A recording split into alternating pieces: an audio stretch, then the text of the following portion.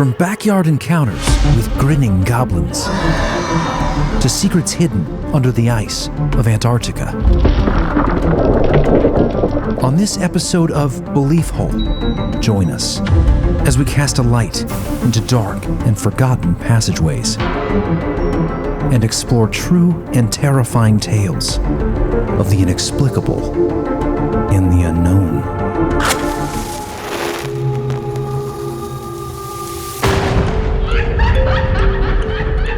Conspiracy, synchronicity, Sasquatch, homunculus, alien races, Satanism in Hollywood, MK Ultra, Tartaria. There's like a whole. I've been watching this one guy. Close the door, Ed. Jeremy, close your door! What's the Inner Earth Disagreements. Ghost Dad. I like that movie. Dogman, Bohemian Grove. Feldman. Magicians are demons. Specters and Spirit spooks. summonings. Sleep paralysis. Strange disappearances. Sky whale phenomenon. Alternative history. Shadow people. Shh, quiet, I'm trying to say words with the mouth. It's getting dicey out there. Poltergeists. That's cool. Anunnaki. What is the moon?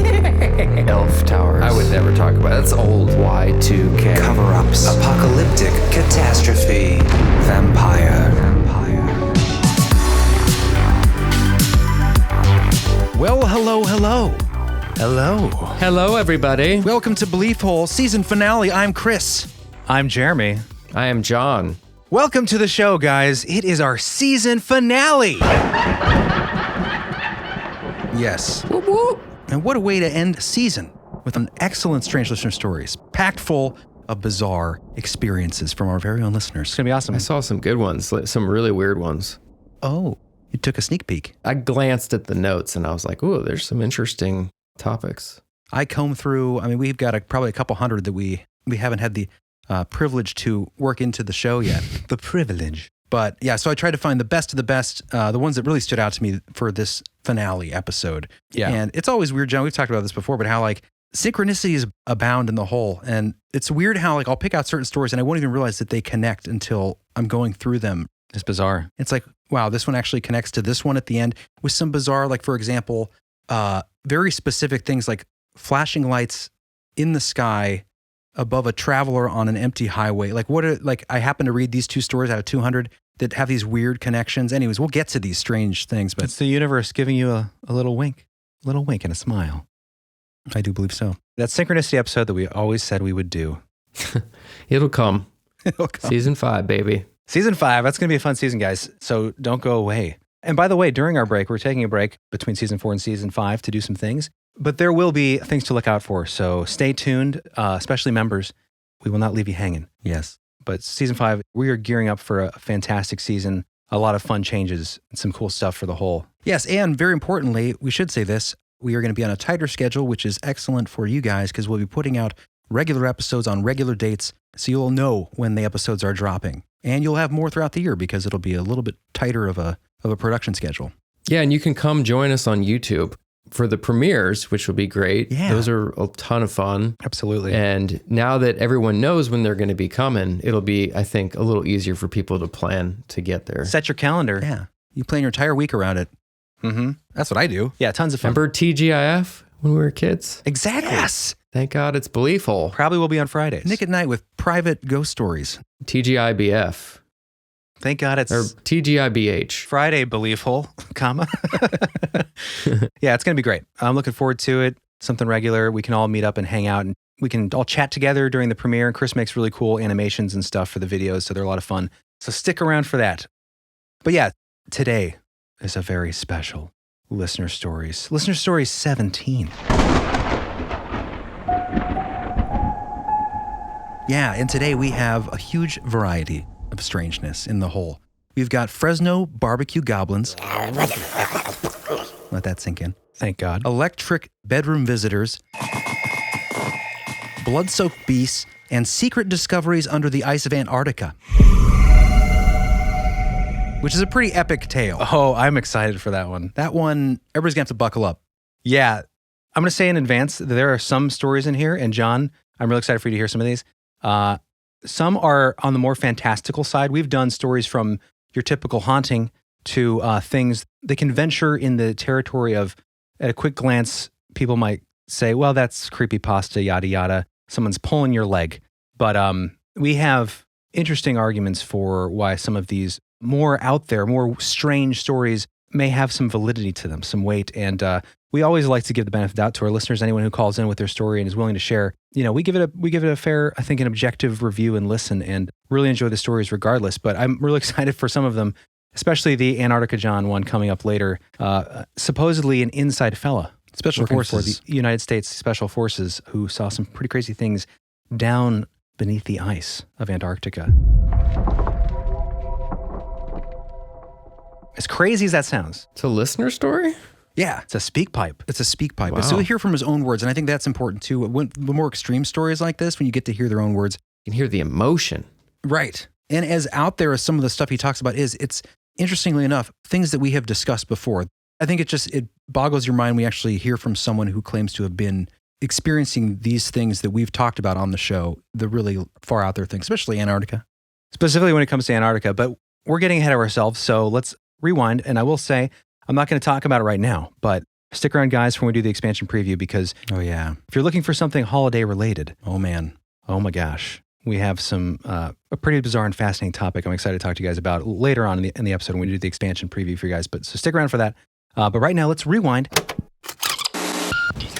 We don't want to scare anybody. Let's start at the very beginning of the listener stories today.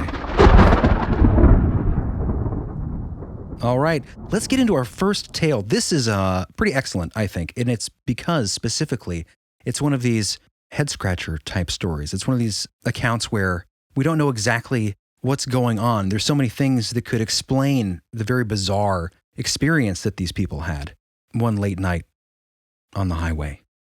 This is called Encounter on the Road. This comes to us from Virgil Myers. This is actually my sister-in-law Susan's story. It happened to her and her boyfriend in the late 1960s, early 1970s, on the highway between Mitchell and Scottsbluff, Nebraska. Susan and her boyfriend had gone out on a date, dinner and a movie in Scottsbluff, and then to a party in Mitchell. After a couple of hours at the party, they headed back. Susan didn't drink, but her boyfriend did, and after a few miles, it was clear he should not be driving. It took some convincing, but she finally got him to pull over at a wide spot in the road, which happened to be where the highway crossed the Tri-State Irrigation Canal. The boyfriend shut the car off while he argued a bit more about his ability to continue driving. I'm fine. Until at last, he gave up and got out of the car while Susan got out of the passenger side, and they both walked to the back of the car to switch seats. There was a bit of moon and a cloudless sky full of stars, and no other car lights in sight in either direction, and there had not been for several miles before. At the back of the car as they met, Susan was stunned when the area was illuminated by what she described as a strobe light flash that left her a bit dazed for a moment. Her boyfriend had continued onto the passenger side door with his head down. Susan commented on the flash of light, but her boyfriend had not noticed it at all. What do you think that light was? Susan also noticed and commented on the fact that all the night creatures, crickets, cicadas, and even the frogs in the canal had gone silent. Why did the crickets stop? That's weird. She took a last look around and climbed in under the wheel. Reaching for the ignition key to start the car, she found the switch empty and asked her boyfriend for the keys. Keys, please. He looked at the switch and then started patting himself down, thinking he must have taken them out and put them in his pocket. Weird. I don't remember taking them. Then they both started checking the floorboards. Still, nothing. Where could they have gone? Thinking he was messing with her, they began to argue a bit over it until the car jiggled slightly, as if another car or truck had just gone by. What was that? The wind from it passing buffeting the parked car, as the wind will do. But there were still no lights. No vehicle on the road. Then, the car swayed again, harder this time. Yet still, no discernible reason for it. They just looked at each other, and then outside around them to see what was going on, when it jiggled for a third time. But this time, it was with the sound of metal bending and groaning, as the roof of the car seemed to move over their heads, as if something big, was up there. Then a pause. And even more weight seemed to be added as the roof and the headliner seemed to bend even more downward towards them, popping and groaning as it did. They could do nothing but sit in terror until, at last, it stopped. Then they waited in silence, crunched down in their seats, wondering what to do. After what seemed forever, whatever was bending the roof in seemed to ease up as the metal popped back up a bit. Then, with a final shocking noise, it popped up even more. And suddenly, to their amazement, the keys slid down the outside of the windshield to rest on the passenger side wiper blade. They sat there stunned until the boyfriend could get up the courage to roll down his window and look in terror up to the roof of the car, where there was absolutely nothing. Then quickly, he reached out and grabbed the keys. Susan started the car, and they took off to the Scotts Bluff Sheriff's to report it. Surprisingly, a deputy did go out to the spot at sunrise and told the parents that he could see where the car pulled off the road and could even see their footprints in the dirt as they switched sides, but nothing else. There were no trees for some distance and no power poles or lines going over that area either. All they had was the couple's story and the still bent-in car roof. Susan still gets shaken retelling the story, and she is a very trustworthy and honest soul. Wow. So that comes to us from Virgil. Yeah. His sister-in-law would tell the story at every family gathering. People kept asking. So eventually he wrote it down. And it's actually, the full account is on Amazon. You can find it. It's called If You Blinked, You Would Have Missed It. But he submitted it to us, hoping we'd have some insight on what this experience was. I don't know. I mean, did you guys register what happened in that?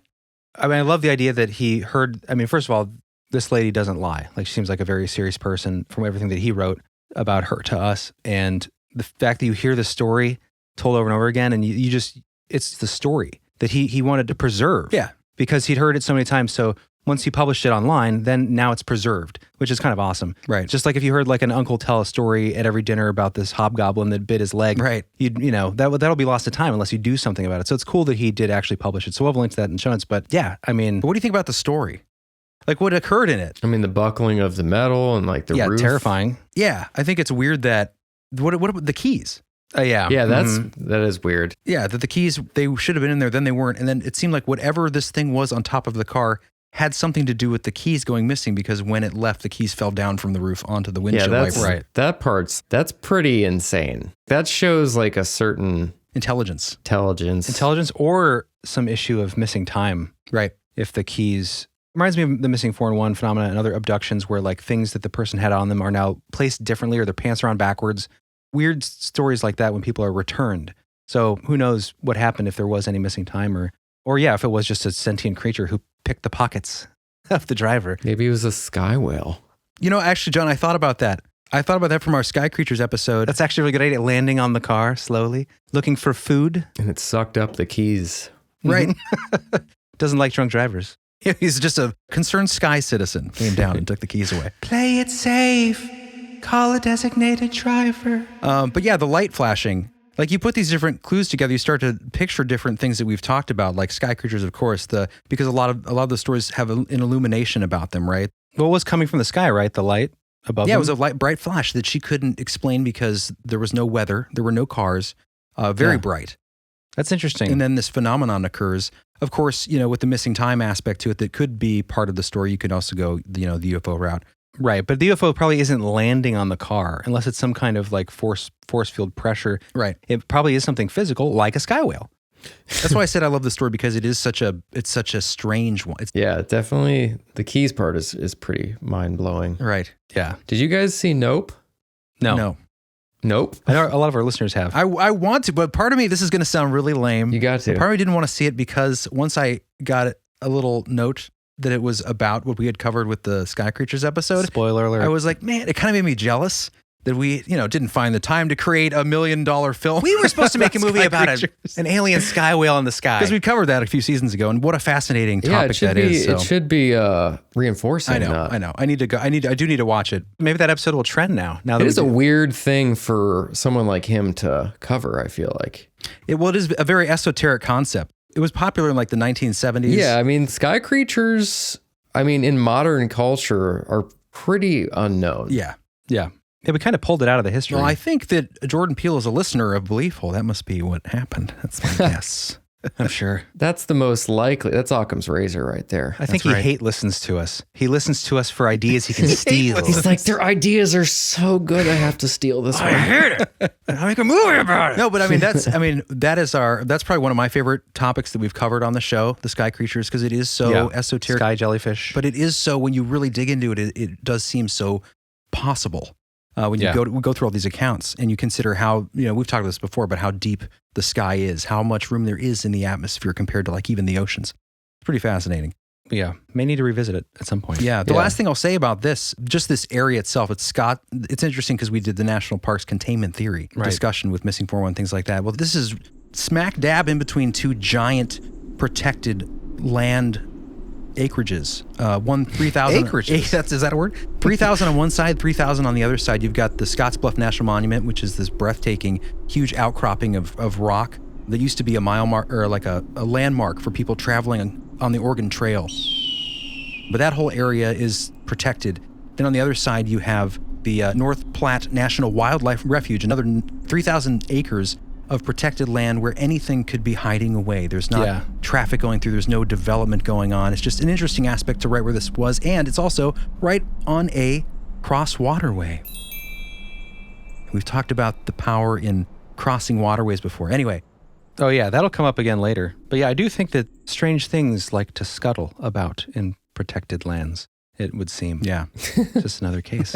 Scuttling. Like to scuttle about in protected lands. Who doesn't love a good scuttling? We should probably move on to the next story. Yes, great story though. Thank you so much, Virgil. It was terrific. I did find this exact location on Google Maps by kind of figuring out which highway it must have been because they were traveling from Mitchell to Scotts Bluff after this evening. Anyway, so I'll have that in the show notes. So you guys can drive there. Yeah, hang out on the canal. And do an investigation of your own. Yeah, all right. This comes to us from Alex, and I call it Bedframe Ghost. This happened in Fort Worth, Texas in 2015. Back in 2015 or so, I would occasionally stay at my boyfriend's house that he shared with a roommate. The home was built in the early 1900s in a cool little gentrified area in Fort Worth, Texas. The house was beautiful. It had great charm, a unique layout, and original hardwoods. It never gave me the creeps. I actually felt very comfortable there. Until one night, I abruptly woke up. Confused and a little groggy. It was very chilly in the room. While still laying down, I looked at the foot of the old wooden bed frame, and there she was. It felt like my heart stopped, and I froze instantly. There was a figure of a woman slowly walking, or rather gliding on the floor from left to right. I stared motionless, still laying down. She was glowing a cerulean blue, but with some discernible features. She was wearing a fluffy bonnet on her head and a long, full prairie skirt. Her outfit was Little House on the Prairie, Little Bo Peep chic. She made her way along the foot of the bed, staying glued to the bed frame, turning the corner to my side to complete her L-shaped path. I wanted to move or scream, but I couldn't. It is said people freeze in situations they've never encountered because the human brain can't process the action necessary due to lack of experience. My brain paused. She glided closer until she was immediately by my side. At this point, she stopped and turned towards the bed and began gently leaning towards my face. I don't remember detailed facial features, but she was definitely a human spirit. It was almost like she was bending down to kiss me goodnight. Well, before that could happen, I sat straight up in bed and gasped so deeply it resembled a reverse scream. She disappeared. My boyfriend woke up immediately and it was over. I truly believed it could have been the spirit of someone who may have lived there before, or even someone tied to that land somehow. I continued staying there from time to time, and that never happened again. I wouldn't say she was trying to scare me or had any ill intention. Her movement came across as if it was a recorded sequence, very timed and routine, as if she had done it over and over again for a very long time. Interesting. Stone tape theory much? Yeah, that's what I was thinking. I love this account because it has so many hallmarks of a classic haunting. Like very Ghostbusters. You've got that cerulean blue, right? The very Disney sort of blue color. Blue glowing. You've got the room gets cold first, right? That phenomenon that you typically hear with the classic ghost accounts. Little Bo Peep chic. Yeah. And John, you're right. The stone tape, that sounds very... Well, just the fact that she did it almost kind of like a routine. Like it's just playing over and over again. Yeah. Yeah, that kind of would require the person who is being kissed by the ghost, kind of in the same position as whatever that ghost was. Yeah, that's what I'm kind of thinking. She was maybe kissing her daughter. Yeah, like that was probably where the bed would have been located previously, whoever had lived there. That's weird. Very interesting. Yeah, it's interesting because there was a speak pipe that we're not doing on this episode, but I happened to listen to, and it was from our good friend Simon, who's had some pretty fascinating accounts. But it's almost identical. The same sort of entity coming into the room, glowing this bluish green color, coming over to his bed, crossing over, leaning down, and going to kiss him goodnight. Weird. Isn't that strange? It's these blue kissers. Yeah, these blue kissers. Type of ghost category. Cerulean blue. I've never heard of that color. Yeah, before. I actually looked it up. It's pretty beautiful. Is it like a dinosaur blue? Reminds me of like Alice in Wonderland blue. Yeah, you could say that. It's a deep blue. It's like when there's no atmosphere in the sky, when there's no humidity. It's that deep sky blue is a cerulean blue. Yeah, that's the color of Alice in Wonderland's dress. Part of it. Oh, is it? Pretty sure. Yeah, look at Alice. It's the exact same color. Sky blue. It's a good choice for her. It's also a beautiful sounding word. Cerulean. Yes. Yeah, but thank you for that tale. Yeah. Yeah, thanks, Alex. Yeah, it makes you wonder, John, going back to that stone tape thing, it does make you wonder how many of those specific experiences are they just spirit residue? Or are they conscious entities? Spirit scum. You know, could it just be an echo and not something that's actually aware? Spirit residue. Wraith residue, if you will. Anyway, this next one is another fascinating one. I love this story. This is a speak pipe we got from a fellow named John Scheffer. Oh, yeah. Good name. That's a great name. That's John's name. John's name is John. And by the way, if any of you do want to send in a listener story, speak pipes are a great way to do it. If you want to use your own voice to tell your tale, we do appreciate those. We do like those. Add some spice to the show. Yeah, come on over to beliefful.com and... to the bottom of every page on the right side, it says share your story. You can click that and then click the speak pipe button, or you can go to the very top navigation bar and it says listener stories. It's a drop down and there it says share your story. It'll take you to the same share your story page and you can either click the leave a speak pipe button or, however you want to do it. Or you can always email an audio clip too, if you need to. Yeah. Many ways to get us your tales. And don't take it personally if you don't hear it right away, because we do get quite a few and there's only so many we can do at a certain amount of time, but hopefully we will get to as many as humanly possible over the coming years. Yes. And if you have sent a speak pipe in, check your junk mail or your spam, because there is a chance that we responded to it with our voices. Sometimes those go into the spam folder, so check that out.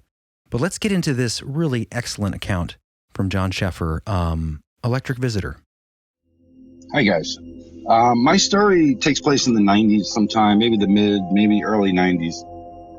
I wanted to finish college, go full-time, so I moved back into my mom's house, and my room was in the front of the house, almost like a closed-in porch. And when I was studying, I still do it today, I'll just read in bed and lean against the wall with a pillow, and that's how I would read. So one day, it was the afternoon, I was wide awake, I was completely sober, and I heard this buzzing sound up in the air above my house, almost like a cicada, but not quite. It didn't fit. It wasn't a toy helicopter or a plane, and it wasn't a cicada, but it was sort of zigzagging around over my house. And I thought the kid next door had some kind of toy that he was annoying me with. And anyway, the noise goes on for a few minutes, and I'm half listening to it, half reading, and it's getting louder. And I'm actually starting to get irked at the sound because I thought it was Kris next door, who could be a bit of a punk. but I couldn't place the noise. And then it just lowered down to the house, and it was sort of at the eave that would be on the outside of the exterior wall, which years later, I was driving by, and I actually went to check. There was a metal gutter along that eave, which was important because as it lowered down, it started pecking along the roof. Weird. Almost like it was trying to get through. But I think that metal gutter repelled it. And then a moment later, this is after it had been outside, maybe 3 minutes, it was flying around above the house. It went zoom and went through the wall, the one I was leaning on, and was in the middle of my room.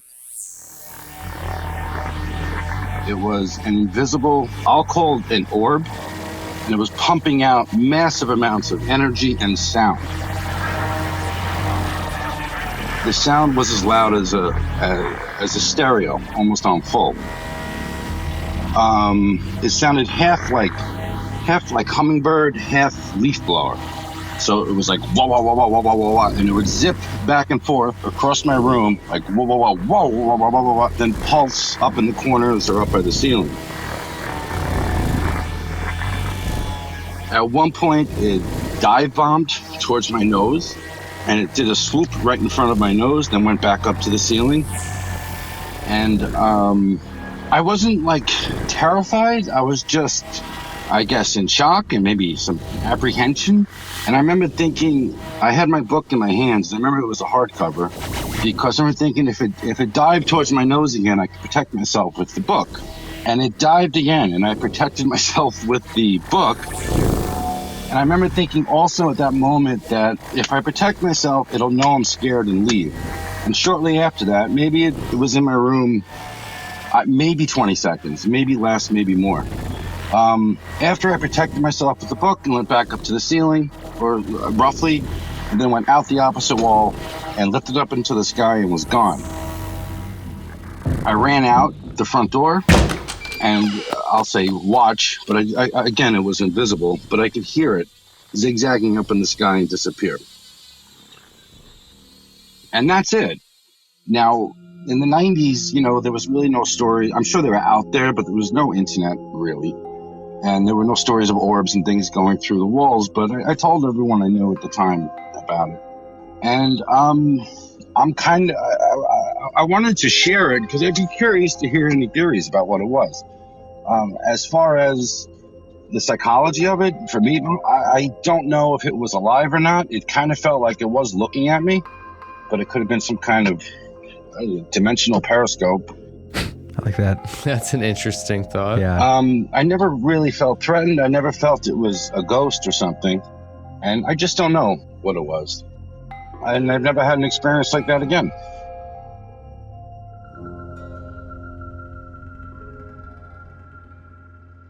Wow. Yeah. Pretty fascinating. Yeah, I mean, it's just so strange. You almost be like, how? Okay, for sure I wasn't dreaming. Right. It's just so bizarre. Yeah, so weird. Because initially my first thought was like, pumping out sound. Mm-hmm. And I think, Jeremy, you were going to kind of discuss briefly what some people might initially kind of skeptically consider that it maybe was ball lighting. Yeah, my initial thought when I heard this, trying to think of a scientific explanation, was ball lightning, which at first, so I wanted, could this be ball lightning? Is that something like, can it pass through walls, yada, yada? Not without damaging things, I'm sure. Well, I read some stuff about it, and it can pass through solid walls. So you can have that coming through. The buzzing sound is also a signature sound of ball lightning. But what's interesting is that ball lightning itself is still visible. It's visible, but it's also not understood. And to a lot of the scientific realm, I guess you could say, the scientific community, it's not even an established thing. A lot of people actually believe that it's not real. It's something that the person hallucinates. Mass psychosis or something? Yeah. What? Isn't that crazy? Yeah. Didn't Dad have that experience? Yeah, Dad did. Yes. Dad, his whole family, when he was young, came out of the phone and rolled around on the floor. It burned a hole in the carpet. That's so nuts, dude. That's such a good story. We should tell that real quick. We should. Yeah. Well, do you remember essentially what happened? He was, from what I remember, I almost called him to get the full details. Basically, what had happened was he was in the living room with his parents and his sisters, I believe. And this would have been in like the 50s or 60s. And there was I think the phone rang. I think there was something that alerted them to the phone initially. And they had picked it up, I believe. But somehow this glowing ball of electricity came through the receiver and zipped around and then fell onto the floor and rolled in a circle and burned a hole in the carpet. Yeah, it burned a hole, right? Yeah. So I mean, Crazy. it's not an illusion, but there are people, who if they don't see it, It's weird. There's no pictures of it out there on the internet. Yeah. There's no real life pictures of it. There's none. I don't see Really? any. Not like. Oh, here one might be. Globular bolt. Globule. I love that word. Not many. I mean, there's definitely not any like real good ones where you're like, oh, that's definitely. Well, they're so unpredictable, and the ability to snap a shot of it, Yeah, would be pretty rare. that makes sense. Yeah. But I imagine that our best shot would be it happening when someone's like filming a family event with a video camera or doing a selfie Instagram video or something, some real. You hear ball lightning being used a lot for the scientific community that does believe that it is a real phenomenon. Will oftentimes use ball lightning to explain away UFOs or will-o'-the-wisps, spirits in the woods, fairy lights. Yeah, I mean, that definitely. Right, but this is what's fascinating too. I think we all enjoyed his suggestion of a dimensional periscope. Yeah. Because he had that Yeah. sense of the That's a good- consciousness. Good idea. Yeah. Like something looking at him. Like he was being watched. Right. And I feel like what's fascinating about that is like, it makes me think of like even just the nature of energy. Is it possible, and it sounds out there, but is it possible that think of like elementals, like electric elves and that kind of stuff. Is it possible that Gremlins. that there could be something like a dimensional parasite or something? We talked about fermions in the last episode about these things that supposedly can travel between the dark realm and our realm, the light realm, passing back and forth. Is it possible that there could be something acting in energy that we can witness via electricity or specifically something like ball lightning, an orb that is conscious because it's being used as a dimensional periscope or as some kind of vehicle, and the way that it acts randomly or seemingly randomly to us is really just an affect of, we see it as an affect of electrical activity when in reality it could be somewhat conscious and being controlled, operated, or maybe even like a living atmosphere for some other type of being. Right, we're just seeing a sliver of its real form, is what you're saying, basically. Maybe ball lightning is when it becomes conscious. But either way, ball lightning, the thing about ball lightning, though, I always thought that the idea was ball lightning, it runs out of that energy. Wouldn't go back out of the house and up into the sky and he would hear it leave. That's what I thought was, and also that is weird. Also, I don't think there was a visual cue. It was all sound. Yeah. Definitely not ball lightning. Yeah. Thank you for that story. We will definitely look into that a little more. That's a whole fascinating, different sort of phenomenon, it seems like. Yeah. So thank you for sharing that. Yeah, great story, John. All right. Okay, this next account, actually, she sent a really well-written version of this, and she also sent in a speak pipe. So I'm going to play the speak pipe for you guys, and then I have a little bit more on the description of this terrifying thing that she saw while fishing with her fiancé. One sunny afternoon, midsummer, they've been catching a lot of sunfish, but not catfish or bass. So they moved to the second pond, and that's when they had this terrifying encounter. This is from Victoria. This happened in Smyrna, Delaware in 2019, and I call this The Beast of Three Pond. I have a story that was about 5 years ago. This takes place in Smyrna, Delaware, and it's on a farm in the middle of nowhere out there, and we use it for fishing because there's two ponds out there. There's a big pond and a small pond. They're like right next to each other. They're like maybe 100 feet apart. So we were at the big pond. We had just got set up for fishing. About an hour in, we had heard something getting attacked, like a bleeding noise, like a baby something getting attacked.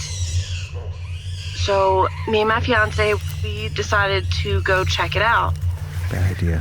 If we could go save whatever was getting attacked. So we got about 50 feet towards the little pond, and we seen this huge black dog-like creature out there, and it was chowing on whatever it had just attacked.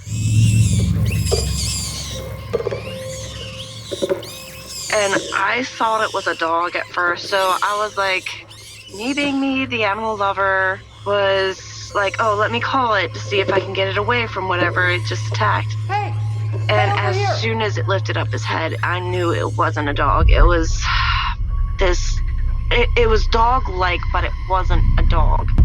I don't know how else to describe it. And it was huge, and it was black.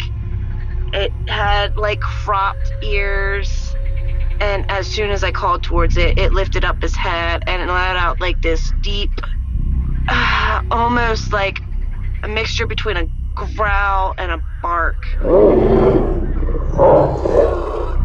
It was nothing like I've ever seen before. And I'm very familiar with dogs. I've worked with dogs most of my life. And this was definitely not a dog.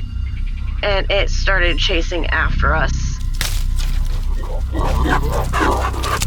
Holy crap. So, little to say, we got the hell out of there. We ran, didn't look back, and we got out of there. Run.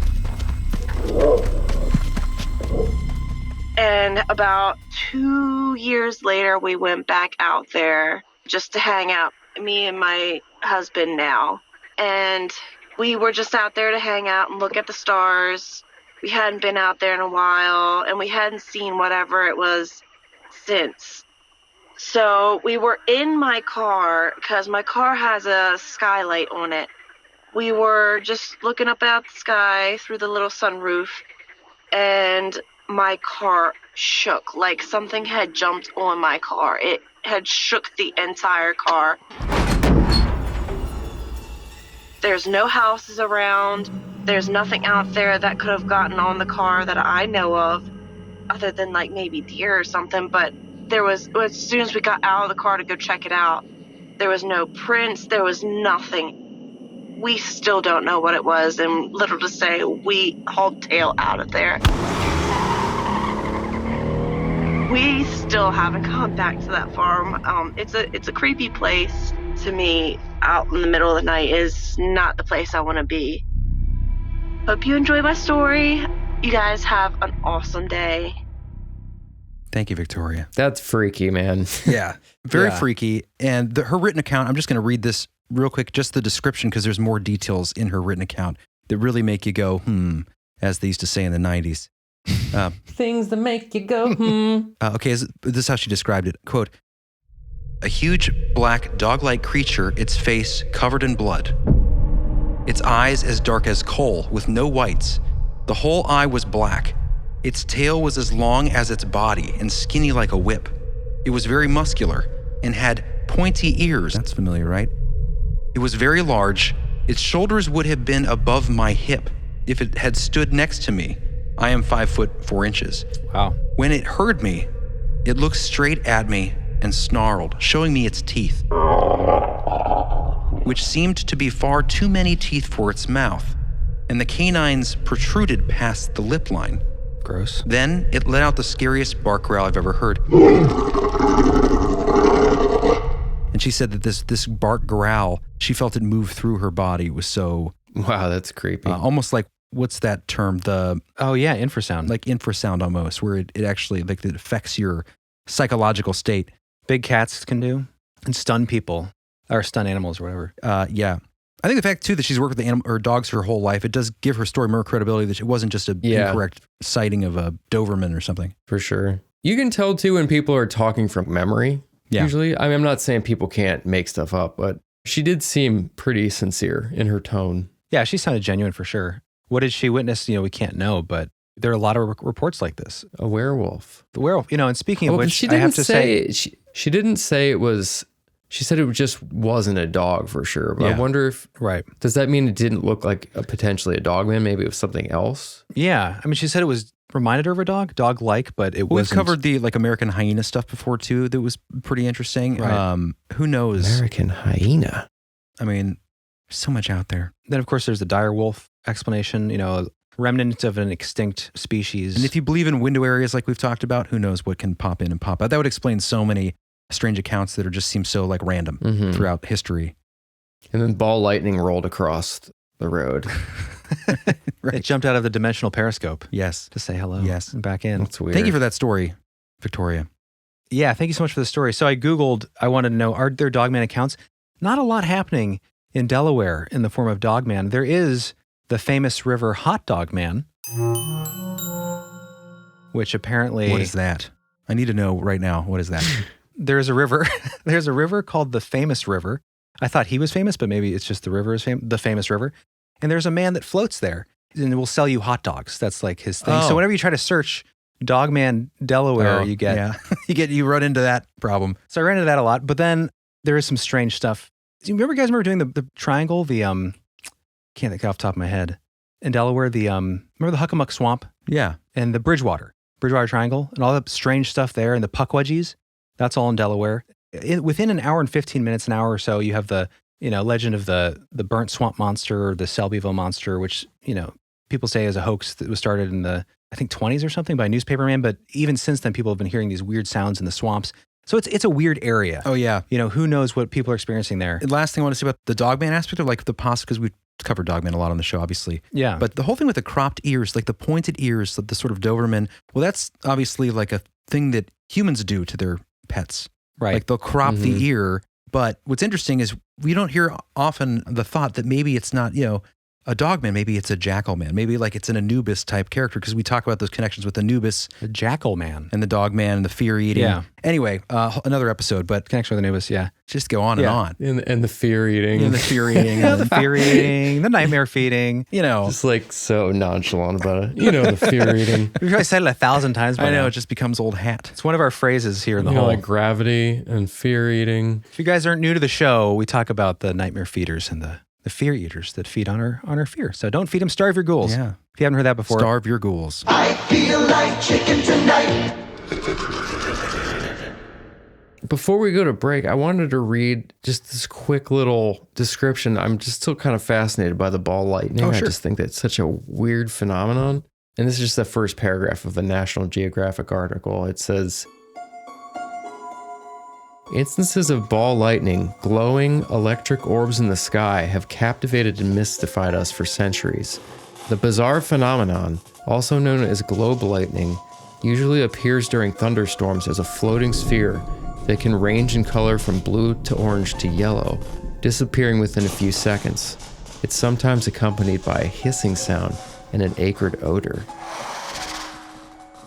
Interesting. Sulfur. It's just a weird phenomenon. Like, Yeah. that'd be such a weird thing to see and Yeah. hear it and smell it.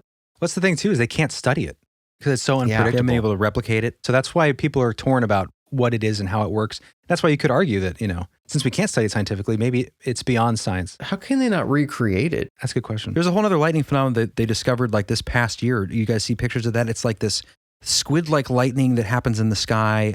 So we're still discovering things about the weather, about our atmosphere. We know everything. You mean about nature spirits and elementals? I mean, I know everything, but I think it's all fairy stuff, guys. all right, let's take a break. Wait, hold on. I want to say one quick thing. Just following up the Dogman stuff, I have to say this because there was one person that I always wanted to get on the show because she seemed like such a sweet lady and she kind of got me into the Dogman phenomena. She was like an early pioneer of that with the Beast of Bray Road and everything. Linda Godfrey. Godfrey just passed away recently. Yeah. That's sad. Yeah. Yeah, she just seemed like such a sweetheart. And She was an epic journalist, right? oh yeah, I mean yeah, at the in Elkhorn, Wisconsin, where she worked in the paper initially and broke the story of the Beast of Bray Road. And she's been so prolific. Her books are amazing. We'll have links in the show notes, guys, to her We books. lost her, Rosemary Ellen Guiley. We need to get on what's her name before she, Oh, don't I don't want to say like she's going to go anywhere. Don't jinx anyone to death. We need to get on people that we really want. Linda Moulton Howe would be awesome to have on. I've always wanted to have her Yeah, on. she's another fantastic. Oh, I think that's woman. who I was thinking of. Another She Linda. had the excellent documentary, Mhm. Strange Harvest. Is that what it's called? About cattle mutilation. Fantastic stuff. Really fascinating. Yeah, she's great. I think she'll be with us for a while, but I would feel like you never know now. Because, yeah, these people are young. Sometimes they just disappear. But, yeah. Anyways, I just wanted to say that. Hearts go out to the family and everyone who loved her. Yes. So we're about to take a break. But before we do, guys, let me tell you a little bit about this expansion clip you're going to hear. So you're going to hear a clip from the expansion episode. And I want to say, stop what you're doing. If you have a child in the room, please, if you haven't had a conversation with them about the jolly fellow that climbs down the chimney this time of year, just want to give you a chance. If you don't need any Santa spoilers, It's too late now. They're like, No, I "What didn't is say this?" anything. I didn't say what the secrets are. These are adult secrets about Santa Claus. I'm not going to say what it is. Just give me a chance to turn down your radio. Pause it till you get home, away from your beautiful kids, because we are going to talk about what I call the Santalacrum. This, John, I think you're going to be really, really interested in. this is fun. Or maybe not. It's like Krampus. No. So we are going to maybe discuss a little Christmas lore, some, mysterious dark Christmas stuff. But I got into a topic that I call the Santalacrum because what is happening around the country and around the world. A bizarre number of people are seeing Santa Claus. They're seeing the sleigh. Something pretending to be. That's the key. Something that's not quite. A simulacra, a Santalacrum, if you will. Something that's slightly off but resembles Santa Claus. And it's so strange because adults will see this and it will stun them. They'll be confused because how do you process that in your mind, this thing that isn't real, right? We talked about this with the imposter entities and the Muppets and that kind of stuff. Children's cartoons coming to life in their bedrooms. Taking advantage of the reputation of a jolly character to do some darkness. Yeah, so when you're getting these stories of people witnessing this thing as adults, as children, some of it may be fallible memory as children, but when adults witness it, there's just something strange that we're going to get into, something going on. And I'm going to develop this theory called the Santalacrum, the simulacra Santa. What if it is the case? We talked about tulpas before, right? Like tulpamancers and that kind of thing. Tibetan Book of the Dead talks about tulpas, and you can conjure something. If you have enough belief in it, you can create or conjure a being, if you will. Well, think about that idea and consider the fact that on Christmas, it's the one time of year where the entire country, at least in the United States, and it's celebrated different places, different ways, but the idea of Santa, the belief in Santa among those of us with the most powerful imaginations, if you will. Children. The most untainted, unsquashed imaginations. Yes, children. They're all at the same time focused on this entity, this character that doesn't exist. So what if the Earth is this map of belief and imagination in Santa Claus, conjured or fed by these children, and then each house where there is this belief is a little node on that map of belief. And the power in those nodes and places could allow, let's say it's not a tulpa, let's say it's not something that's being imagined and created, but instead it's the potential for something to use that belief and manipulate it. Let's call it a Santa suit, if you will, that may be something just beyond our realm, on the dark side, whereas we are on the light, a dimension right outside of ours that can tap into that focused belief energy to manifest, but singularly manifest in the form that they are expecting, which is the Santa Claus. And so you start getting these weird, offbeat visions, appearances of something in their room that maybe is scuttling under the tree, or is 8 foot large and kind of deformed, but has, a white beard and a hungry mouth. Who knows?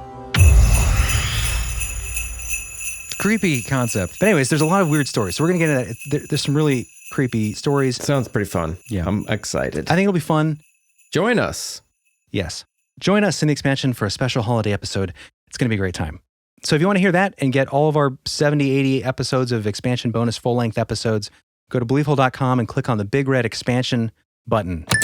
And you can join there. We have multiple tiers available, but any will get you in the door and get you those amazing expansion episodes that we so hope you enjoy. Yes, so enjoy this clip, and then after the break, we'll be back with more strange listener stories, secrets under Antarctica, and creatures under the bed. Oh, and don't forget the goblins coming. Goblins are coming. Can't forget the gobbies. We'll be back. Access granted. Jean Hingley had waved goodbye to her husband while he went off to work in a bitter cold morning when he saw a light in the garden. Thinking he had left the carport lit, she went to investigate. But it was dark, so she returned to the kitchen. It's cold out there. She put down some food for her hobo, the family Alsatian, and called him from the garden. Hobo! But he flopped down as if drugged and gazed at the ceiling, glassy-eyed. What's wrong, bud? Then, with a noise, Whoa, what? 3 weird creatures flew past into the lounge. They were only 3.5 feet tall and had waxy white faces and coal black eyes with no eyebrows and very thin mouths. They wore silvery clothes with a transparent bubble-type helmet over their heads. Oh, they're the helmets again. Mm-hmm. Helmet elves. These humanoids also had transparent, quote, wings and floated. Jean was clinging to the sink, paralyzed, but then, she says, she suddenly floated towards the lounge. Oh. Jean noticed that the aliens were inspecting the ornaments on the Christmas tree with interest. They also probed into her mind with telepathy. Quote, it was like a light or an X-ray penetrating. They told her she would not be harmed, and when she asked where they were from, they said, or rather, she could not tell which one said, "We come from the sky." Then she explained why the house was all dressed up to celebrate Jesus' birthday. Quote, "We know all about Jesus," they claimed. They said they would return and, quote, "We come down here to talk to people." but they don't seem to be interested. Finally, this is a bizarre story. Finally, when we showed them how to light a cigarette, what? They fled as if in terror, taking a mince pie each with them. For their troubles. Taking a mince pie each with them. Outside on her garden was an egg-shaped object with windows. They floated into it, and it took off, emitting a bluish flash and pulsating twice before disappearing with a flash. The dog returned to normal, and Jean called the police. The electric clock in the house had stopped, and all her cassette tapes were magnetized and unplayable. In the snow where the object had sat was an oval outline, which the local UFO group was able to photograph before the snow melted.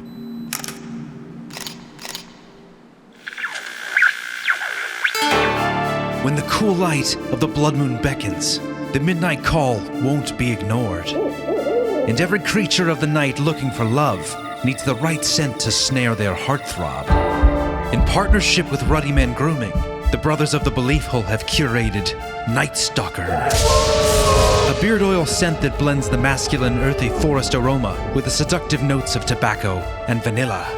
For a subtly sweet balance that will have your partner purring late into the evening. However the night moves you, Nightstalker beard oil is your loyal companion. Yes!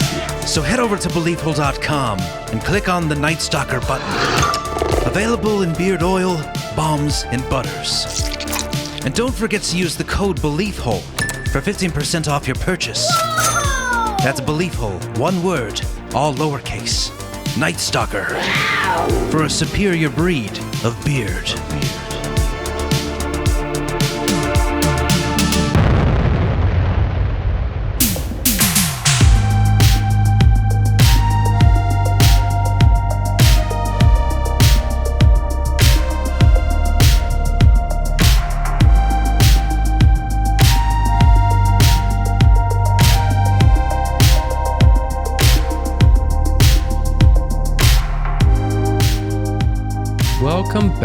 Welcome back. Thank you to have me here. Thank you to be here. I hope you guys are ready for the second round of Strange Listener Stories for the season finale once again. Heck yeah. I am pretty pumped. These are my favorite sorts of episodes, as I've said before in the past. I just like to know what strange happenings people have experienced out there in the world. What are all those amazing things that are going on out there that we don't get to experience for some frickin' reason? Yeah, I'm starting to wonder. I've had them in the past, but if I don't experience something soon, I'm going to start doing a skeptic show. Just to taunt the spirits. Jeremy, you got to cling on to the experiences you have had. What do you want to see? I want to see a dogman right before I die, because that's probably what will happen if I do. His heart will stop. I'd like to see a love slug. A what? A love slug? A love slug? You remember our talk about love slugs? Yeah. It's my concept of the opposite of the fear eater that lives on the other side, but it enjoys our pleasure and love. And so it feeds off our joy. Yeah. Love slug. I was wondering if that would be your Santalacrum idea, because wouldn't that be the perfect time for love slugs to come into our realm? Is during Christmas, a Merry Christmas time? Oh, yeah. They're all over us Christmas. Yeah, I won't just focus on the dark. Love slugs are swarming right now, guys. They're getting ready. They're all around the hole. They're all around you, around the holidays. They follow Santa wherever he goes. It's getting slimy and sticky. Santa leaves a big trail of joy. People who are coming to the show are like, what are they talking about? New listeners. Okay, so love slug, dogman, ghost. I think a ghost would be the most accessible thing to probably see. Yeah. Or maybe a succubus if it's like a pleasant experience. Well, we should say we've all had some sort of close encounters with something like that. Oh, yeah. John, you had your refrigerator ghost thing, but you just didn't see anything physical. It just kept opening and closing the door. Yeah. My UFO is definitely your top. My biggest. My out of body was definitely my most like mind opening experience. I mean, mine was I definitely had the smoke monster for me was probably my major. I still don't believe that. I mean, you weren't there, John, okay? John, it almost gave him magical powers. Did you hear the story? You didn't experience it. It wasn't in my mind. Well, it didn't give me powers. It felt like it was going to, but it was real. I mean, whatever happened. But it was real. You had an intimate moment with a smoke creature. That's true. For sure. It was real. All right. Well, speaking of real stories, let's get back into our first incredible account. And this one, I'm just kidding. I believe you. I just don't know if you were. You were pretty worked. You had worked yourself to death. Okay. Go ahead, Kris. Start the show. Speaking of fantastic stories, this one is pretty incredible. This one comes from Jose Torres, and I call this the Fresno Goblin. Can't have enough goblin stories, I always say. John, this one's for you. So me and my best friend were living together at the time. We live in Fresno, California. We have 4 dogs, a male husky, a male blue-nosed pit bull, and 2 small terrier mixes, a male and female. One night we were outside barbecuing some burgers, and while we were barbecuing, I was looking at my phone facing the chicken coop. We had 3 chickens that would walk around and go into their coop as they pleased. The dogs never messed with them. Well, at one point, we heard something hit the fence and land in the yard. I figured it was one of the chickens, so I ignored the sound. My buddy was standing in front of the grill facing east while I faced north. Whatever jumped the gate walked right up to us, and by the time I saw it, the 3-foot tall tan skin troll, or goblin creature, lifted its arms and swung them back, releasing the weirdest vibration sound we've ever heard.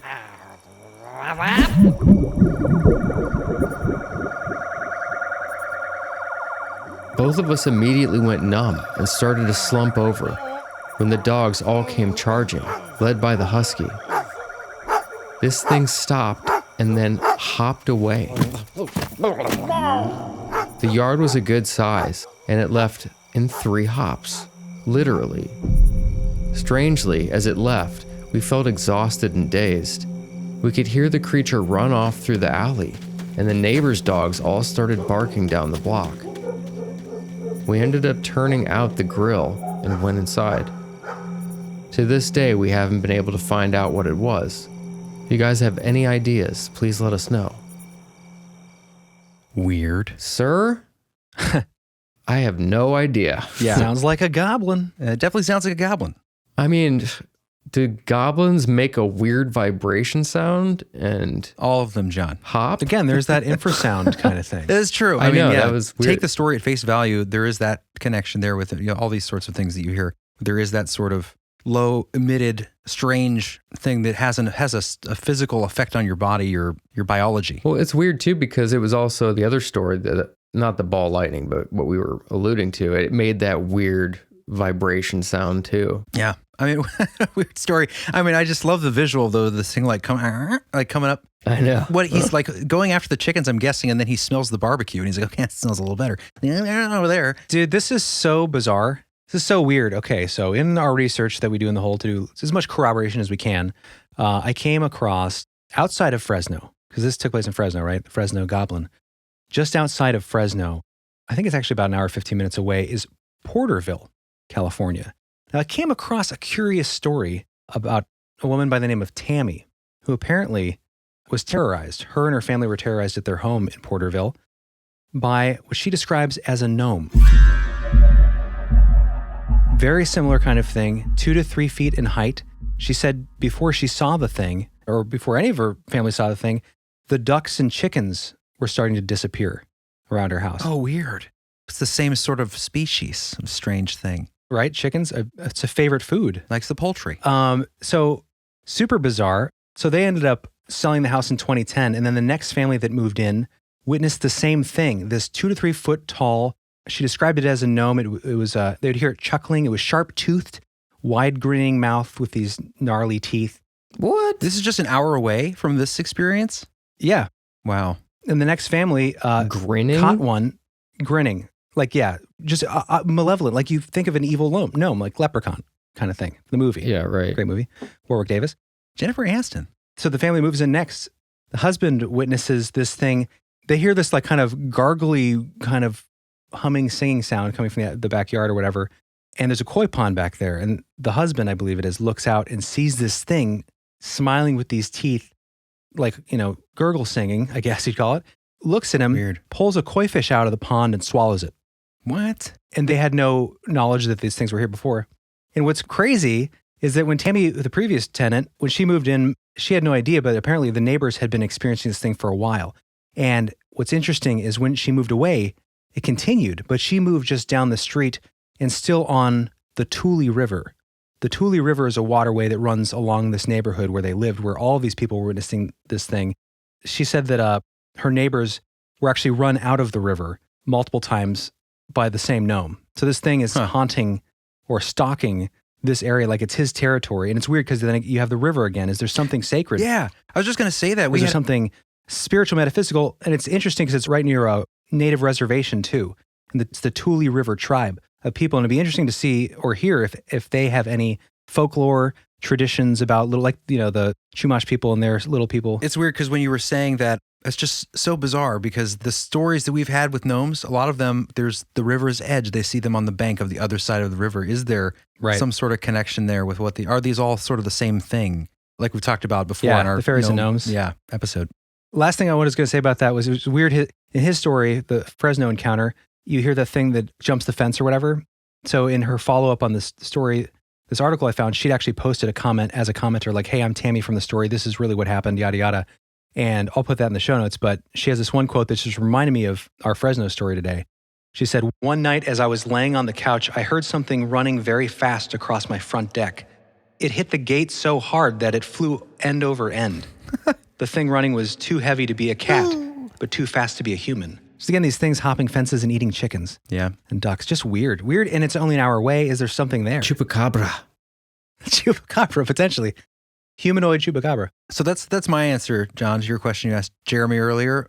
My answer is Goblin. If I could choose to have a paranormal experience in the near future, because I think I'm going to get away okay, but it'd be a story. Well, they have sharp, grinning teeth. That's true. Bite your ankle. But it sounds like they like poultry, Ghosts can't hurt you, though. They can take your soul. As far as you know. Oh, that's a demon. Well, how do you know which is which? Yeah, sometimes it's hard to tell the difference until it's too late. Well, if you could just ask for a ghost experience. Oh, that's true. Like ask. Oh, so if we have like a leprechaun, we can ask wishes? Yes. Jennifer Aniston. First thing I'd wish, to experience a gnome. Would that be a weird thing to wish because that means you just witnessed a small magical thing and then you wish to have another small magical thing? That's true. That'd be kind of a redundant wish. You see a leprechaun and you wish to see a goblin? Yeah. Like, I'd probably be good on the paranormal at that point. Like, that's what you want? He's like, really? Anything? Yeah. I'm right here, guy. That's pretty funny. I would wish for a Merry Christmas for all our listeners. Jerry, I will say that's pretty awesome that you found that. Talk about corroboration. This is an hour and 15 minutes away, and it's almost the identical experience. Pretty interesting, man. Very similar, at least. Yeah. Good job. Very strange. Yeah, thank you for sharing, Jose. Yeah, great story, Jose. I hope you still enjoyed your barbecue. Yeah, let us know if there are any updates. Shall we move on to the next tale? Let's do it. Yeah, let's take us to the bedroom, Kris. Let's get cozy. Well, yeah, it's a whole haunted home, maybe. Abby, this comes from Abi Bernard, a good friend of mine. She had a pretty incredible experience that we are going to recount here. This is interesting. This has to do with reoccurring dreams that lead to a very real and terrifying experience of something under the bed. And I call this Under the Bed. I've had this reoccurring dream frequently for the past 9 to 10 years. The dream takes place at my childhood home where I'm walking down the hallway looking for my father as my parents were divorced. There's 4 doors in the hallway. One immediately on your left to the basement, one on the right to the bathroom, another to the left to the master bedroom, and one at the very end of the hallway that was my bedroom. Suddenly, the basement door swings open, and this woman in tattered clothing comes out. I immediately feel threatened, and I'm trying to run down the hallway, but being in a dream state, I can barely run. My father, or what looks like him, opens the master bedroom door, and the smell of rotting corpse flesh was so apparent. They grab me, and that's where the dream always ends. One specific time, My father and I had gone back to my childhood home late at night due to him and my stepmother getting into an argument. The house had no heat at the time, so we slept in the master bedroom together with our winter jackets on. I had woken up from having that specific dream and went to get up because, being a child, I wasn't able to fall back asleep. As I got up and set my feet on the ground at the edge of the bed, something with long, dark arms and fingers grabbed both my ankles and tried to pull me under. I struggled and broke free and ran to the living room where I sat for the rest of the night. I haven't had any other experiences with this long-armed creature. That's a fun one. That's pretty horrifying. That's the heart of the belief hole to me. The boogeyman, the thing under the bed. That is like the core essence of what's out there. What have we lost from childhood? What maybe we used to be able to experience, but may still exist, you know? To this day, when I stand up in the middle of the night, I know, dude. around 3 a.m., I still think about something reaching out and grabbing my ankle. It's an ever-present fear. Yeah. Or how many kids jumped away from their bed at night? It's so silly, but John, maybe it's not silly. Maybe that's maybe it's a stored memory of yours, and back in your subconscious there is. I have a memory, and I don't know if it's a true memory or not, but I've always had this memory coming into an adulthood of one night my arm hanging off the side of the bed and something grabbing it, and me reacting and running out. But it's such a compartmentalized little movie in my mind. I don't know that if it's real, but a trace. Oh, did we had any? We've had. I remember the detached hand grabbing. Yeah, several disembodied hand stories and coming out from under the bed. So I mean, yeah, she's not alone under the bed. I mean, that doesn't seem like it would be scary. I mean, compared to some things, but it would be horrifying if it actually happened. Oh, dude. I mean, I think that would be better than having like a full-size demon under your bed grab you. Maybe it's just the hand of the demon. But right. Yeah. How do you know? But if it was detached, it wouldn't be as scary as if it was a full-bodied demon. In a weird way, like a dismembered hand would be less scary than a membered hand. Well, it sounds like Abby's experience. There were arms involved, so it wasn't a disembodied hand. It was something, a whole thing under the bed. You start adding arm onto it, it just brings it to a whole other level. That's right. Well, it's terrifying because think, where is it taking you? Right? Yeah. Under the bed, but why? Is that a window area? Is that a gateway? Because obviously the whole thing's not fitting under there. It's going to take you down. People disappear all the time. Yeah. What if some people are being taken into another realm through underneath the bed? Yeah, or through closet doors. Boogeyman theory. Boogeyman theory. That'll be, that's a great title. These nodes that Jeremy's talking about, the Santalacrum that we'll be discussing in the expansion, could this be one of those window things where maybe he's not leaving gifts, maybe he's taking the children? That's why you got to starve your ghouls, people. Starve your ghouls indeed. Don't be afraid of the thing under the bed. Fight it. Abby, thank you so much for sharing that story. I did ask her, I was like, since I know her, I said, fascinating story. Do you know any history about the house? Like anything that could create a situation like this? Negative energy. Any weird experiences your family had? Negative energy, whatever. Her brother said that he had a ton of experiences in that house, I guess, including he and his dad came home to find the bathroom sink running, the kitchen sink on full blast, cabinets slamming. She also mentioned, she said, I do know that before we lived there, the previous owner's husband had either committed suicide in the driveway or the upstairs bedroom. Oh, okay. Poltergeist. So that's definitely an ingredient for a true haunting there. So that could definitely play a factor. Yeah. Poltergeist. Poltergeist indeed. It's a good German word. Poltergeist. Noisy ghost. Yes. Well, hope you're, does she still live there? Yeah. Hopefully things are a little more at rest there and sleeping peacefully in the beyond. Whatever it is. Creepy creepies. Great. Thank you so much, Abby. Yeah, thank you so much for sharing, Abby. Yeah. Before we share our final incredible tale from Tanner about the strange technology discovered under the ice during a mission in Antarctica, we have a very special person to thank on the show. Yes, we do. Skywhale Rider. Skywhale Rider. Yes. Beautiful Skywhale. Yes. Thank you so much. Yes. Oh, Vic. Thank you, Vic Rainey. Yes. Vic Rainey. True hero of the whole. True hero. We are so grateful for people like you. Yes. And everyone else. Yeah, going above and beyond. It's the highest tier in the whole to support the show. If you like what we do and you want more love given. If you want to get us to the next atmosphere. The next day of production. No, it does help us because we put quite a bit into the show, and It's nice to be able to have a couple people that really Yeah. give some extra support. So we appreciate you, Vic. Looking at you, Theresa, Lindsay, Rene, and Patra. Yes. Thank you all, current Skywell Riders. Yes, all you wonderful, wonderful people. Excellent! For those of you who don't know, that's our highest tier. It's $50 of generous support a month. So you guys are amazing. We really do appreciate it. Very generous. Absolutely. And we'll get the rest of the thank yous coming up later in the episode, but wanted to give a special shout out to our new member, Vic. But I'm really excited to get into this story. This is one I've been sitting on for a while. I reached out to Tanner to try to get some more information from him because he said he has other experiences he does want to share. So Tanner, if you're listening, this is your account we're about to share here. Yeah, hit us back, Tanner. Yeah, he said he would, he didn't know really how to communicate with us, but if he heard his story in the show, he would reach out again. So let us know, Tanner. Just email us at brothers@beliefhole.com. We sent you, I think, a speak pipe back to get some more information and haven't heard back. And a lot of times that goes to junk. So check your spam junk folder. But in any case, thank you for the story. We're going to play it. It's pretty incredible. It's one of those that require a little more suspension of disbelief just because the average person hasn't been in a position to experience this kind of thing. Obviously, we haven't. But I think he sounds genuine and sincere. And yes, let's play the clip and then we can discuss after. Okay. I call this Secret Tech Discoveries Under the Ice of Antarctica. Hey guys, love the podcast. Figured I'd call and tell you guys a little story. I got a bunch of them, so I'll just share a mild one. And if you want to hear more, I'll be happy to tell you. So, yes, I was Special Forces Navy for 6 years, and then a contractor ever since I got out after I got injured. And I've been all over the place. You name it, I've been there for the most part.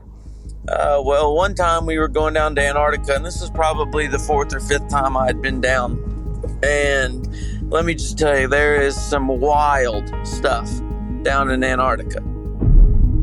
So we get to Christchurch, New Zealand like normal, board C-130 like normal to go down to McMurdo Station.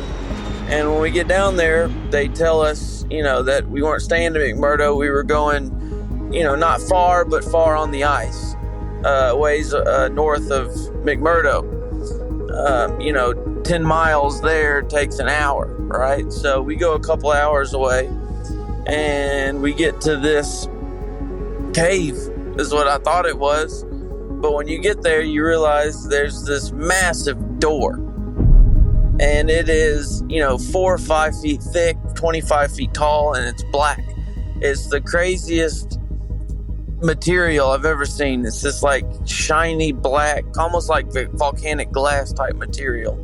Crazy. And the door is perfectly balanced. And you can touch it with your finger and it opens up. And it's on like a swivel, so you can spin it in circles, basically. Normal. Coral Castle. And we go through this door into this room that was massive. And the thing that caught my eye first was it was a couple of acres big room. And there was no structure for the ceiling. There wasn't any poles, there wasn't any rafters, there was nothing that was holding this ceiling up. It was like a cave, but man, something made. So there was 3 levels to this place. The top level, and then each level you go down, the rooms get smaller, but when I say smaller, they are still massive. And the very bottom had a pool thing, kind of like on ships. I forget the terminology right now, but on ships, they always have this room under the water line that you can go in and they'll flood the room up and open the doors and you swim out and go attack a ship or a submarine, and you swim back in, they let the water back out and you walk back off into the ship. And like the abyss. That's kind of what we thought this pool thing was. But the thing was, every time they would send, drones, submersible objects down in it within about 30, 40 feet, they would short circuit. They'd stop working. And so they were debating on sending us down there. And of course, I was not about to volunteer. So once we, kind of had a look at it, and they told us what they wanted us to do, we went back outside, and all of a sudden we all started getting like really sick, kind of like radiation sickness, I would guess. I've never had it, but that's kind of like, after reading about it, it's kind of like what we had. And so we hopped back in the Big Red, which is what they call this monstrosity of a vehicle that they use down there. It's like a monster truck on steroids with like 10 wheels on it, bigger than you.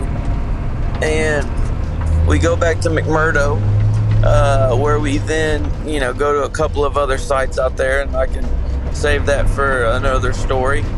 And for whatever reason, Senator Kerry came down. And once he got down there, the mission for us to go swim in that hole was, put on the back burner, and we stayed for a couple more weeks. Interesting. Did a couple other things. And then when it was time to go back, a storm was coming in. And so if we didn't get on the next transport out, we would be stuck there for like 4 months. That's how crazy it can be down there. And the transport wasn't able to make it to get us. But Senator Kerry, who was down there, had came down on his own flying vehicle, is the best way I can put it. And he was like, well, you guys can ride with us. There's only like 6 or 7 of us. So the flight from Christchurch, New Zealand to McMurdo Station on a military transport is about 10 to 13 hours, depending. And they make us eat before we get on this plane thingy. And almost as soon as we sat down, we all passed out. I mean, every single one of us fell asleep. I think that they gave us something in the food that caused us to fall asleep and have foggy memories, because we woke up maybe 2 hours later and we were in Christchurch and we were already off the plane. Like, we were sitting on this like pallet thing and they unloaded us. I don't know, it was really weird. None of us really knew how we got there. And when we checked the time and it had only been, 2.5 hours, it was like, well, that's bizarre. Something went wrong. Our clocks are wrong or something. We didn't really think much about it. But then every time, we were talking about, how in the world do we get back this quickly? No one could remember what we rode on. It wasn't like, oh yeah, we hopped on the C-130 and, came back. No, it was, what did we ride back? Well, I know we were in a plane with the senator. Was it a plane? Over the years, my memories come back in little increments, and it was a giant triangle. And the best thing I can say is it's the, what is it? The TR-3B. TR-3B or whatever they call it. But this thing was like 40 foot by 60 foot. I mean, it was huge. And, it took us a 13-hour flight and condensed it down into 2. And yeah, there's a bunch of other weird stuff I can tell you about Antarctica and Nevada and Guam and just off the coast of Japan at Okinawa. Yeah, I mean, if you guys want to hear more stories, I'd be more than happy to, talk to you guys. I appreciate you guys. I listen every day when I'm out in my wood shop working or, driving to school, which the Navy is currently paying for me to get my aerospace engineering degree. And hopefully from there, I'll be up in space. So, wow, awesome. Yeah, thank you guys. And if I hear this story, I will be excited. Yeah, thank you, and have a good day. Awesome. That is quite a story. Crazy. Thank you so much, Tanner, for sending all that in. It was so insane. Yeah. Yeah, I mean, it is definitely a big story to swallow. There's so much going on in that story. But again, like I said at the beginning of the episode, it seems far-fetched to a degree, but then you think about all the things we've covered in sincerity, and this lines up right along those tracks. It's just, it's crazy to hear it from someone who claims to have actually been there during a sort of procedure like this or a sort of mission, I mean, there's so much there that has this real quality to it. For instance, what they took, what the food that they ate, they made them pass out, the lost memory of what they flew just so back on. Oddly specific. It's not like some crazy story. It's just weird enough to be like, yeah, well, that's really weird and specific. You know what I mean? There's no like monster that they had, right. But all the weird little details, he kind of rolled through the story like he was retelling a memory. It just seemed very genuine to me. What's interesting too is I remember when Carrie went down there. I remember that too. I remember that was such a weird thing, especially because we were doing the Antarctica stuff a couple years after that. We did an episode on that, and I remember looking at that then and how weird it was, and there were some conspiracies behind it. There was something about the timing of his trip. I remember there was a conspiratorial nature behind it, or there was some sort of mystery behind. Something was so strange about the. Wouldn't surprise me at all that these people have this kind of technology. And then it lines up time-wise. He was down there, and what's interesting is I came across... Isn't he Skull and Bones? He was Skull and Bones, yeah. Yale University, just like George Bush, his Skull and Bones friend. Skull and Bones, they have tattoos. So weird. Matching skull tattoos. They have like little tramp stamps, little Skull and Bones matching. It's adorable. They'd have sleepovers. George Bush pulls down shows the small of his back. So Any hizzle. This is interesting. This is an article, Carrie's Wasteful South Pole Trip.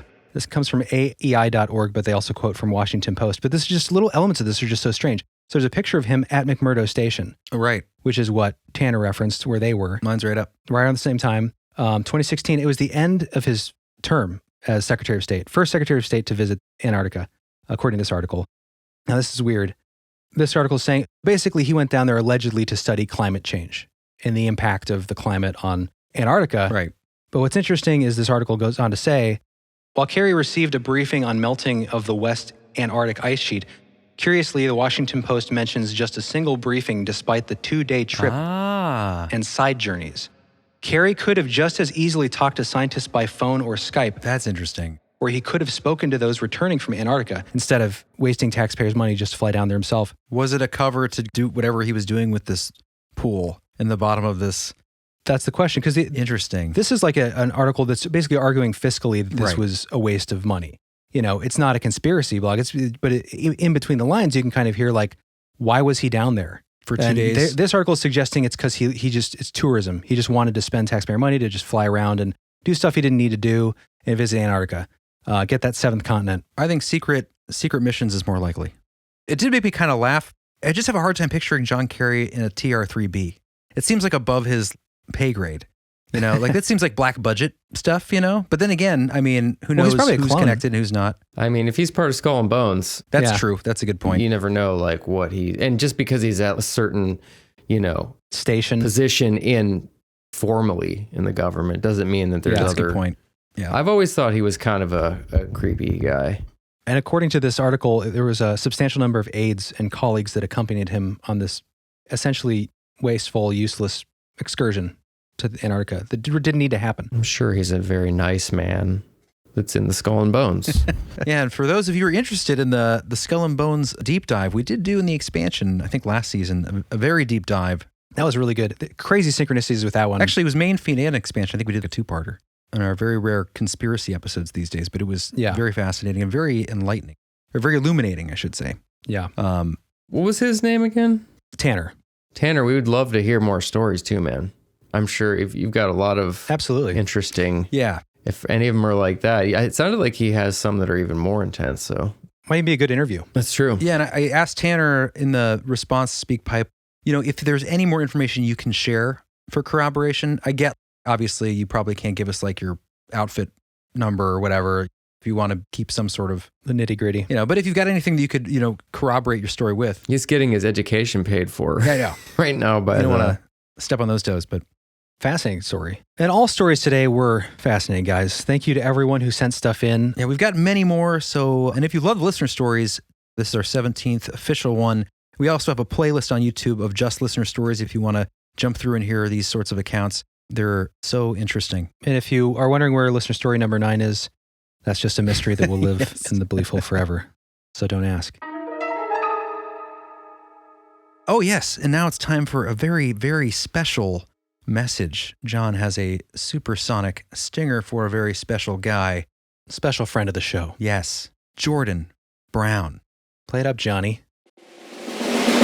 Jordan Brown, Jordan Brown, Jordan Brown, Jordan Brown, Jordan Brown, Jordan Brown, Jordan Brown, Jordan Brown. Yes! Yeah! Woo! We love you, buddy. Woo!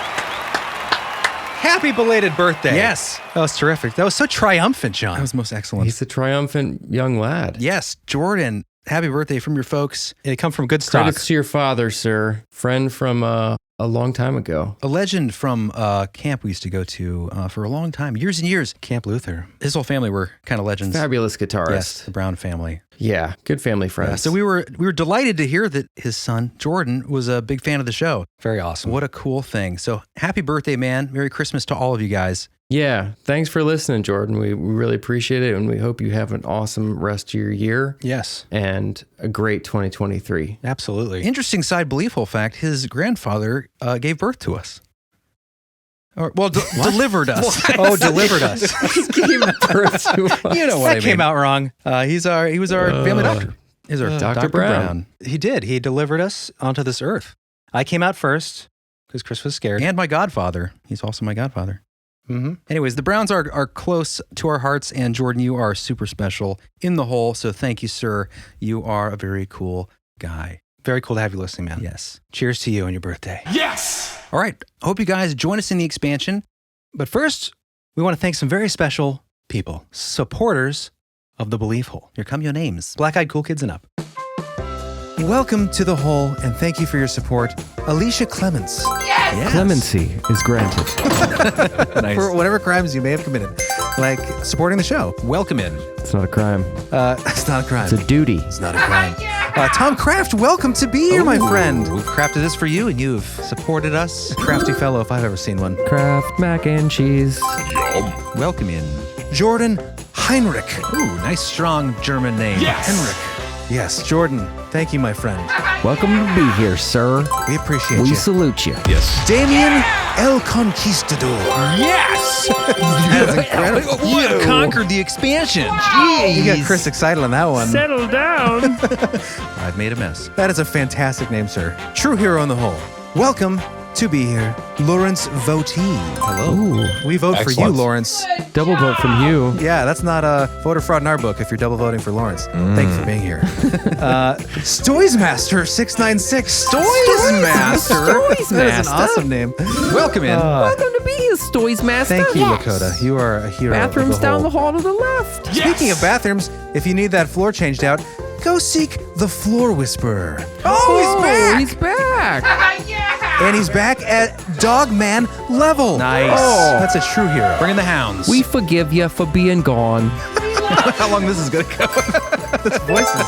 Thank you so much for your support, Floor Yes. Whisperer. Does mean a lot, and that's very generous of you. What did you say? How long is this voice going to go on? How long is this going to go on? Until you said something. And then a couple more after. This is an interesting one. Game Mayhem is a Dogman Whisperer. Ooh, I like that. Game Mayhem. He's the true dog man. You can play with us anytime. Game Mayhem. Causing trouble in the hole. Tom Kraft again. Tom Kraft upgraded to Dogman Whisperer, so he gets his name right again. Unreal. This guy is everywhere. Oh my good lord. That's such an obnoxious voice. He's everywhere. I'm trying to stop. Yes. Oh, please stop. Dogman, thank you. You are amazing. Yes. Another Dogman in the hole. Let's get ready for some real growls, guys. Can we give some roars?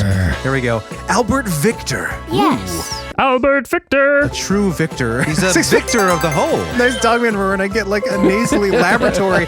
You're next in line. Oh, Albert Victory. Come on in, Albert. Thank you. You are Victor in our book. Yes. Leo Vela. Yes. Hello. Welcome, Leo Pass Vela. through the Vela to the other side. Lion of the Veil, that translates to in my book. Lion of the Veil. I love it. Leo, thank you so much, Leo. Yes. CJ4700. What's up? Is that your birth name? 64 Blue Papa, go back, call back. Yes. I think his name might be Kris. And Kris, we appreciate you. Yes. Welcome to be here. Welcome to be here, sir. Mitch Hi, or Hey. Hi. Yes. Hi. Interestingly spelled. Hi. Mitch, thank you so much, my friend. Yes. You are a true hero of the hole. Mitch is not in a ditch. No. Yes. Pitch He's to Mitch. in the hole. Pitch a ball to Mitch and he'll Yes. throw you in the ditch. I don't know. That's a terrible rhyme. We love you, Mitch. Thank you for being here. Scott Janosik. Janosik, perhaps. Welcome in. You know sick in our book, Scott. The door is open for you. Sir, you've leveled up. Welcome to be here. Yes. Welcome, my friend. Dogman Whisperer, scratching at the door. I always say that. They gotta be coming from somewhere else.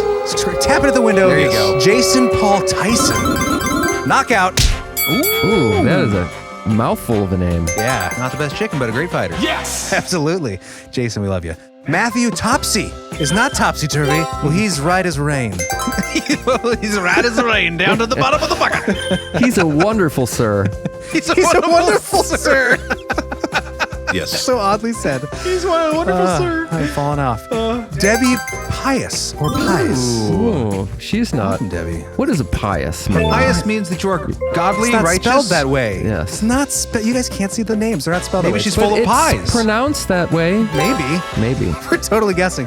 But it's an elegant name.